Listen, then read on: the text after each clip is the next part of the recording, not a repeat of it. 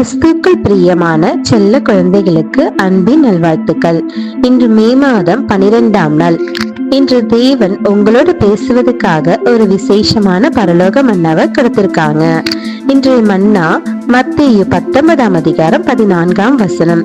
இயேசுவோ, சிறு பிள்ளைகள் என்னிடத்தில் வருவதற்கு இடம் கொடுங்கள், அவர்களை தடை பண்ணாதிருங்கள், பரலோக ராஜ்யம் அப்படிப்பட்டவர்களுடையது.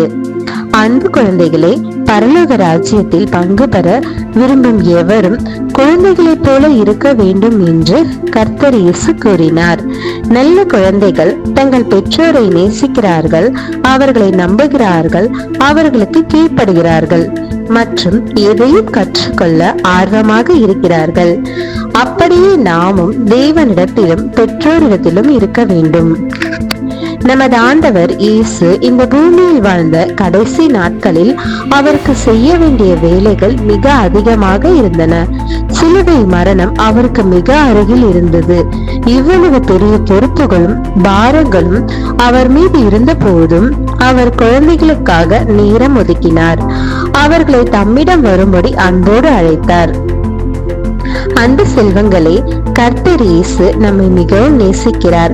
நாமும் அது போல பணிவாகவும் தேவன் சொல்லிக் கொடுப்பதை கேட்டு நடப்பவர்களாகவும் இருந்தால் பரலோக ராஜ்யத்திற்கு சொந்தக்காரர்களாக இருப்போம்.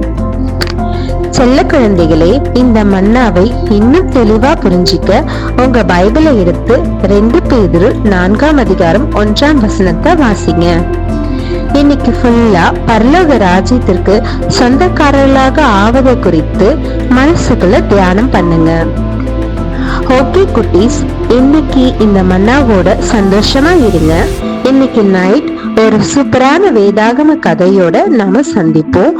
எப்பவுமே தேவனுக்கும் கிறிஸ்துவுக்கும் பிடிச்ச சமத்து பிள்ளைங்களா இருங்க.